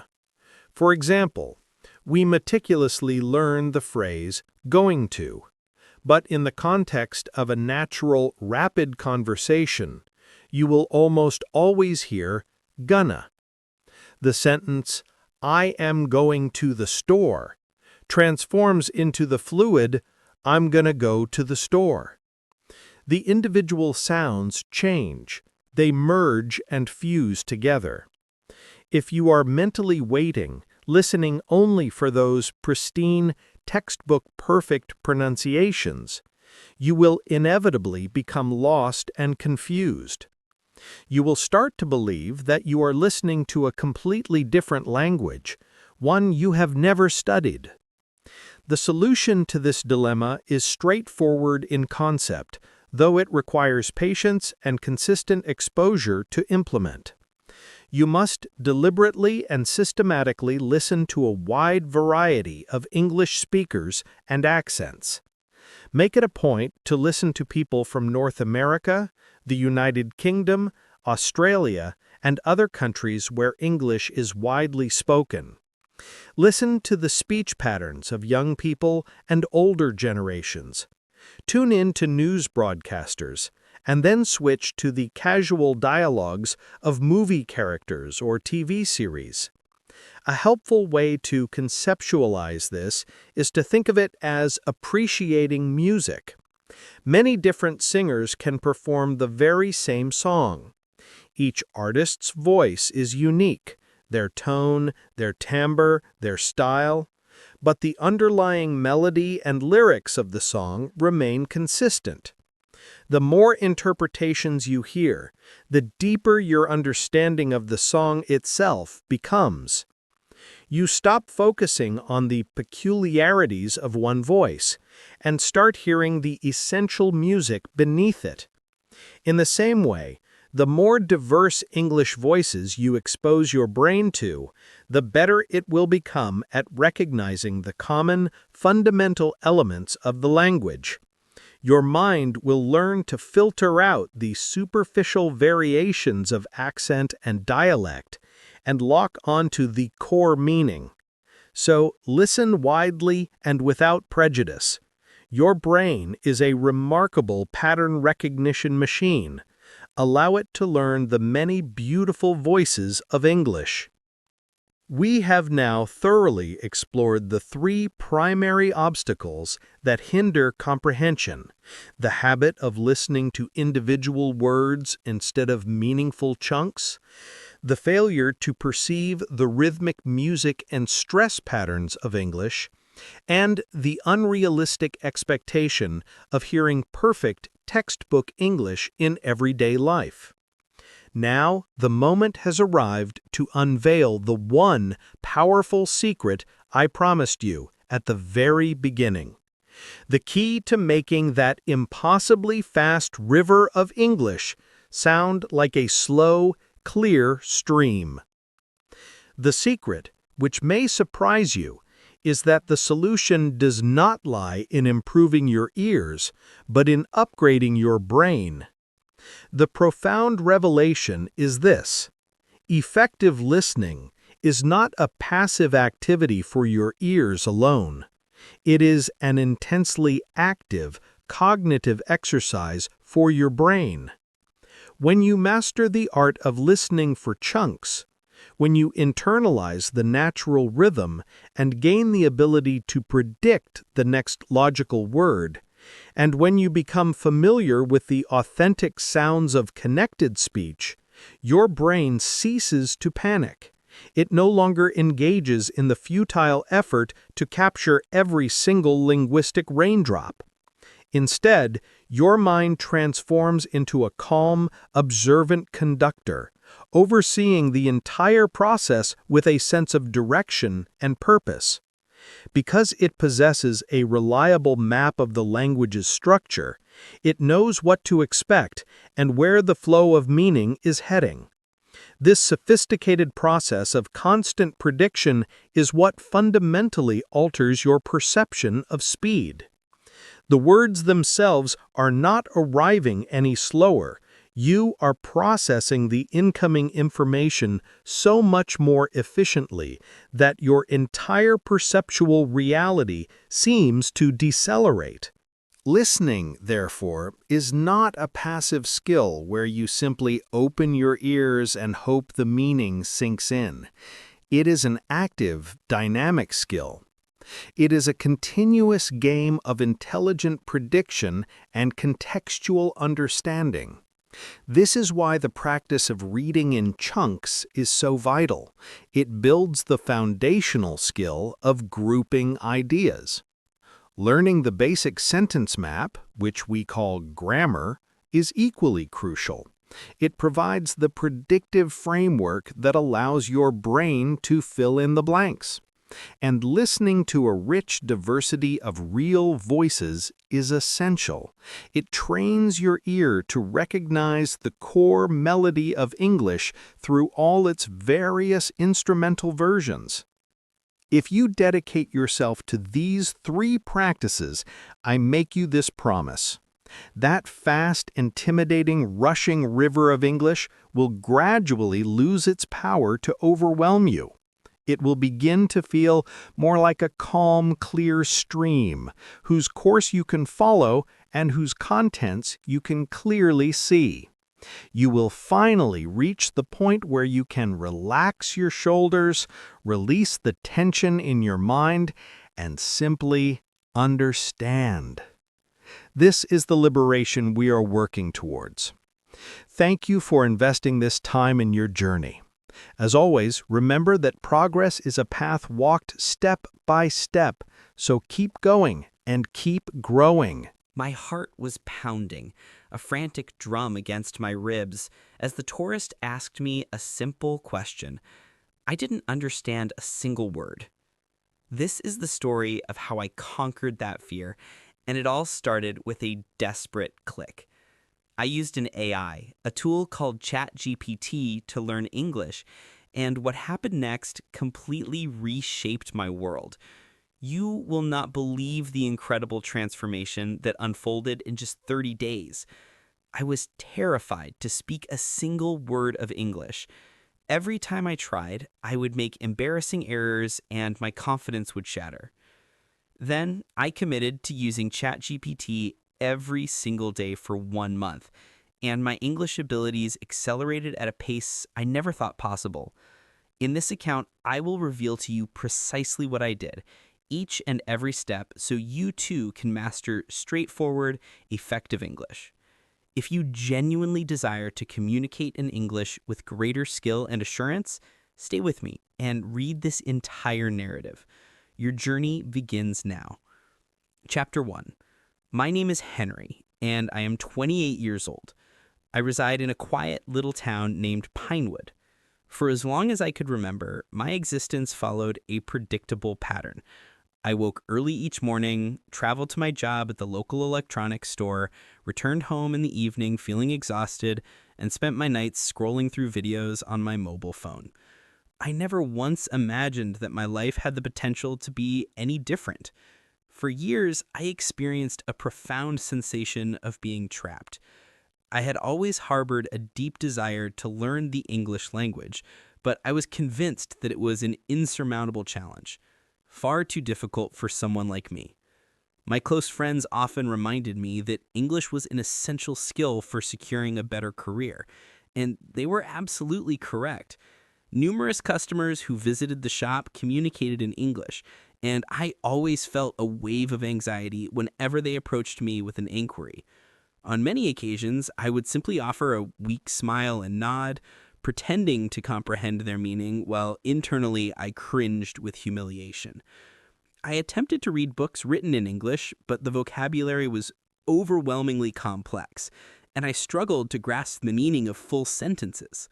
I watched English lessons on YouTube, but the instructors frequently spoke at a speed I could not follow.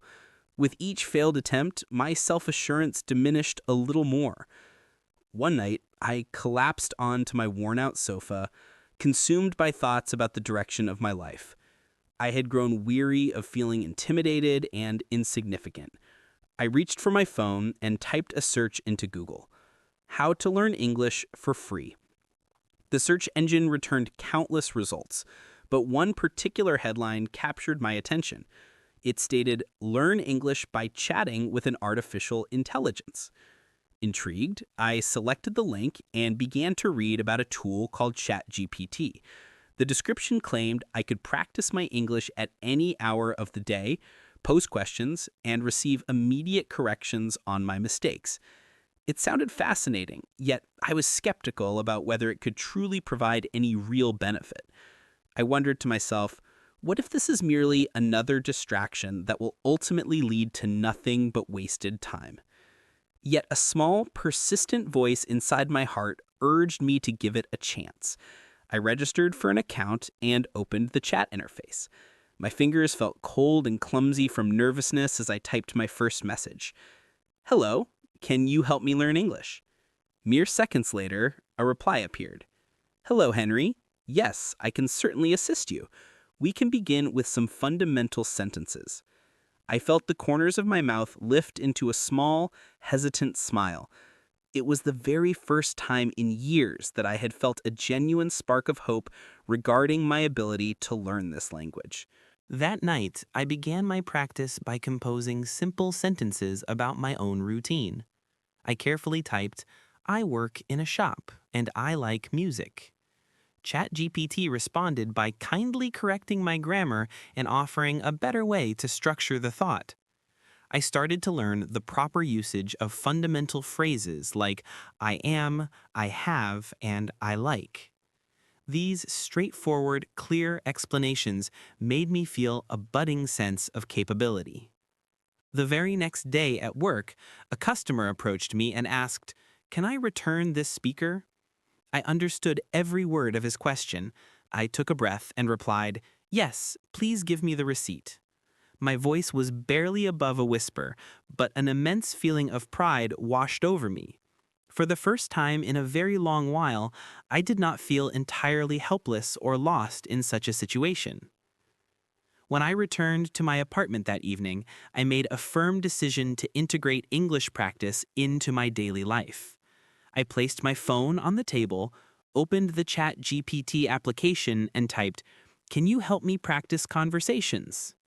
It immediately answered, "Yes, Henry, let's pretend you are in a shop." A genuine smile spread across my face. We began to simulate various interactions, practicing common greetings, how to ask questions, and formulating polite responses. Each day, I discovered and learned something new and useful. After one full week of consistent effort, I progressed to writing small paragraphs. I wrote about my family, constructing sentences like, "My mother is kind. She likes to cook. My father is strong. He works in a factory." ChatGPT patiently corrected my mistakes, teaching me crucial rules about where to place capital letters and how to correctly use periods. I gradually stopped feeling afraid of making errors because the artificial intelligence never once judged me or made me feel foolish for trying. A few weeks into my new routine, a customer from Canada visited the shop. He spoke English with remarkable clarity. He asked me, "Can you help me find a phone charger?" I inhaled deeply to steady my nerves and said, "Yes, please follow me." He gave me a warm smile and remarked, "Your English is good." I felt my face grow warm with a blush. No one had ever complimented my English before. That evening, I eagerly told ChatGPT about the experience. I wrote, "Today, a customer said my English is good." It replied, "I am happy to hear that, Henry. You are improving because you practice every day with great dedication." Reading those words, I felt a strong sense of support, as if I was not alone on this challenging journey. One night, feeling particularly ambitious, I decided to set a significant goal for myself. I wanted to write a complete story in English. The idea felt intimidating, but I was determined to see if I could actually do it. I told ChatGPT, "I want to write a story about a boy who learned something important." It responded with encouragement, "Great idea. Let's start together." We planned the narrative step by step. I began writing simple sentences. There was a boy named Sam. He was afraid of the dark. One day he found a small light.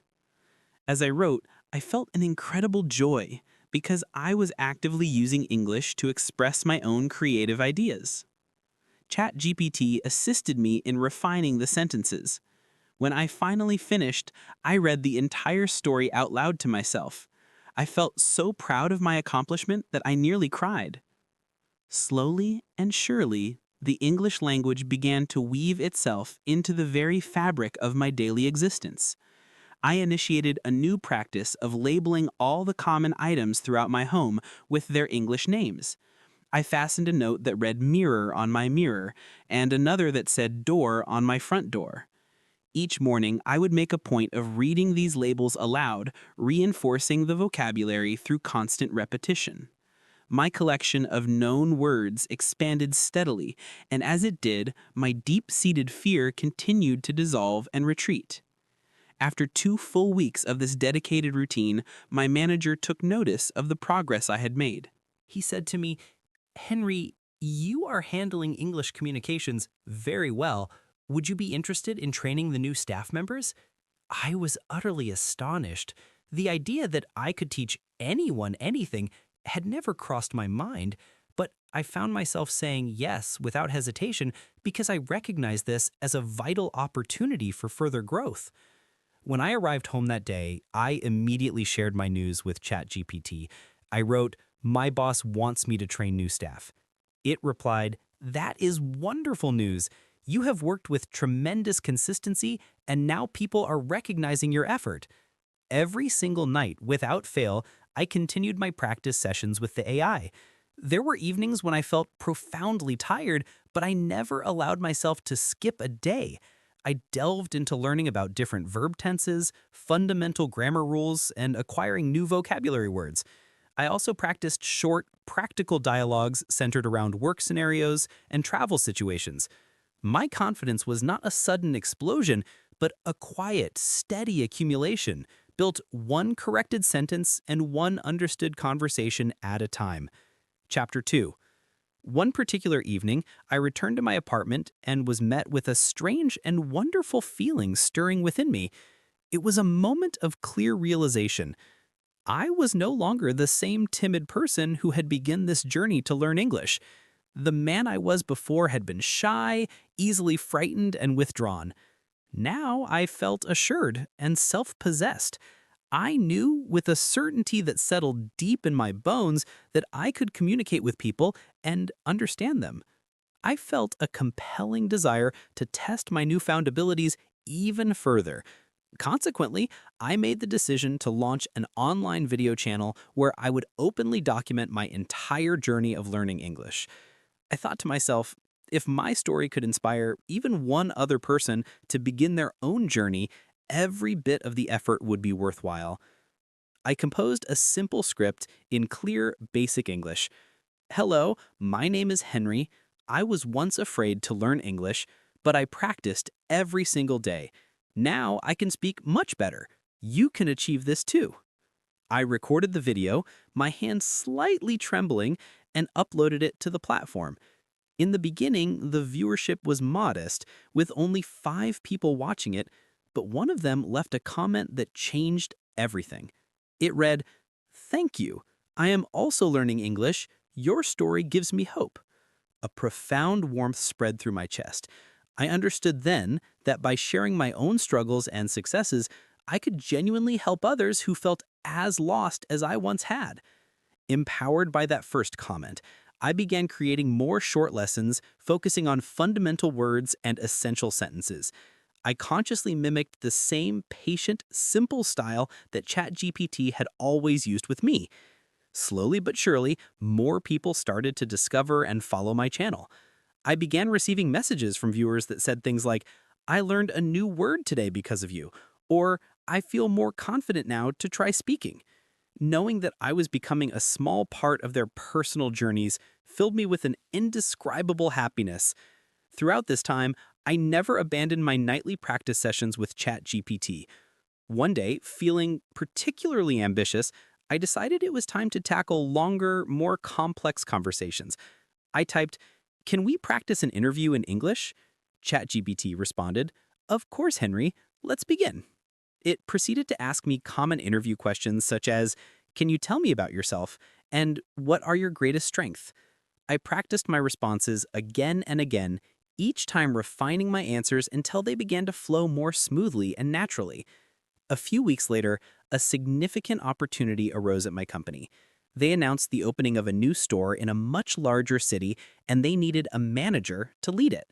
My boss called me into his office and said, "Henry, you have demonstrated exceptional hard work and growth. Would you be interested in leading our new store?" Accepting the position meant shouldering more responsibility and undoubtedly engaging in even more English communication. But in that moment of doubt, I thought back on all the hours of practice and how dramatically my skills had improved. I took a deep, steadying breath and answered, yes, I would very much like to try. Walking home that day, I was filled with a profound sense of pride. My mind drifted back to that very first day when I had hesitantly typed hello into the chat.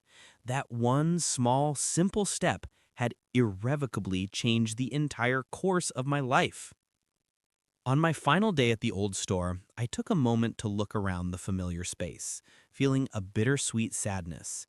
This place had been a constant backdrop to my life for so many years. I remembered the quiet evenings when I felt utterly alone, and I recalled the English-speaking customers who used to make my heart race with anxiety. Now, I was preparing to leave for a bigger city to embark on a brand new chapter. After packing my personal belongings, I thanked my boss sincerely for his belief in me. He shook my hand firmly and said, "I have great faith in you, Henry." That night, sleep eluded me. My mind was a whirlwind of thoughts and questions. Would I truly be good enough for this new role? Would my English be clear and understandable to everyone? What if I made a terrible mistake? Seeking comfort, I reached for my phone and opened ChatGPT. I wrote, "I am feeling very nervous about my new job." It replied almost instantly, "It is completely normal to feel nervous when you start something new, but you must remember, you have practiced diligently and learned a tremendous amount. You are ready for this." Those words felt like a warm, reassuring hand on my shoulder, calming my frantic nerves. The next morning, I boarded the bus to the new city. The landscape transformed as we traveled. The buildings grew taller, the streets became bustling with activity, and everything felt larger and more fast-paced. I walked into the modern new store and took a deliberate, deep breath. The staff was gathered, waiting for my introduction. I began, "Hello everyone, my name is Henry. I am happy to work with all of you." Some offered welcoming smiles. Then a young woman stepped forward and said, "I have watched your videos online. You speak simple English and it has helped me learn." I was completely taken aback and a wave of happiness washed over me. My small, humble videos had somehow reached people I had never even met. The first week was a whirlwind of activity. Every day presented new challenges. I had to communicate with suppliers, assist a diverse range of customers, and lead my team. A significant portion of these conversations were conducted in English. There were moments I stumbled, forgetting a word or making a grammatical error. But I consistently recalled the foundational advice ChatGPT had always given me. Mistakes are an inevitable and invaluable part of the learning process. So I did not let these stumbles deter me. I simply acknowledged them and continued moving forward. One evening, a customer from Germany entered the shop. He asked, "Can you help me find some headphones?" His English was accented and not perfectly fluent, but I understood his meaning perfectly. I responded, "Yes, I can help you. Please follow me." As we walked toward the appropriate aisle, he said, "Your English is very clear. Thank you for your assistance."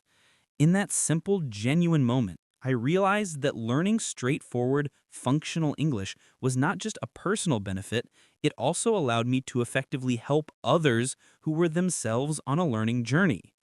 At night, after the store was closed and locked, I maintained my ritual of spending 1 full hour chatting with ChatGPT. I practiced by writing short stories about my day, answering complex questions, and describing the various items in the shop in intricate detail. My sentences grew longer and more sophisticated. My vocabulary continued to expand. I felt a deep sense of pride when I contrasted my current confidence with the fearful person I had been just a few months prior. One day, my old friend Mark called me. He said, "Henry, I see your videos. You look truly happy." I replied, "Yes, I feel happy because I am continuously learning, and now I have the chance to help others." Mark then confessed, "I also want to learn English. Can you teach me?" I smiled, feeling a full circle moment approaching, and said, "Of course, I can share everything I have learned." That very evening, Mark came to my new apartment. We sat at the kitchen table with steaming cups of tea. I opened my laptop and launched ChatGPT. "Let's practice together," I told him. Mark was visibly shy and hesitant. He admitted, "I do not know many words." I reassured him with the same words that had once comforted me. "That is perfectly okay. I did not know many words either when I started, but if you learn a little every day, it adds up to a great deal." We began with basic greetings and simple everyday questions. Slowly, Mark started to smile, his initial anxiety melting away. He said, "This is not so scary after all." I nodded in understanding, for I knew that feeling of relief intimately. The weeks turned into months. My new store became increasingly busy and successful. My team learned to work together seamlessly. Every Friday, I conducted a small team meeting. I made it a practice to speak in English first, then I would repeat the key points using simpler words and phrases to ensure every single team member, regardless of their level, could understand completely. My team respected me not because I was perfect, but because I was patient and always strove for clarity. One evening, while walking home through my new neighborhood, I passed a small, quaint library. A sign on the door caught my eye: "Free English classes on Saturdays." My curiosity was immediately piqued. The following Saturday, I gathered my courage and visited the library. A friendly woman with kind eyes and glasses greeted me at the door. "Welcome," she said. "Are you here to learn or to help?" I thought for a brief moment, reflecting on my journey, and then I answered, "I am here to help." She introduced me to a wonderfully diverse group of people from all over the world. Some were from India, others from Brazil, and several from China. They all shared the same goal: to learn practical, usable English. The teacher then asked me, "Would you be willing to share how you learned English?" My heartbeat accelerated, but I stepped forward to address the group. I said, "I started with very simple sentences. I used ChatGPT to practice every single day without fail. If a person like me can achieve this, then every one of you can certainly do it too." I saw their faces transformed, filled with a hopeful light that I recognized from my own past. After that day, I began volunteering at the library every Saturday. I helped people practice their speaking skills, explaining simple words and sentence structures. Sometimes I brought my laptop and demonstrated how they could use ChatGPT as a personal, patient tutor. One woman told me, "You have a gift for making English feel easy and accessible." That remains, to this day, the best and most meaningful compliment I have ever received. My entire life felt fundamentally different now. The man I had been was scared and felt insignificant. The man I had become felt strong and capable of making a difference. Learning English was never just about memorizing vocabulary and grammar. It was a profound journey of becoming a new, more complete person. One night, I sat at my desk, the city lights twinkling outside my window, and I reflected on the incredible series of events that had reshaped my existence. I opened ChatGPT one more time and typed a message from the depths of my heart. "Thank you for helping me. You truly changed my life." Its reply was as steadying as ever. "You did all the hard work. I am incredibly proud of you." I knew then that my journey was far from over. There would always be more to learn and new horizons to explore. But the critical difference was that now I faced the future completely without fear. Thank you for listening to my story. If you wish to learn how you can use ChatGPT to improve your own English, perhaps even more effectively than I did, I have created a special video guide that walks you through the exact methods. You can watch it by following the link in the pinned comment or the description below. To keep receiving simple English stories and practical lessons, please like this video and subscribe to my channel. I also want to hear from you directly. Please tell me in the comments what specific challenges you face when you learn English. I will read every single one, and I will try my very best to help you on your own path.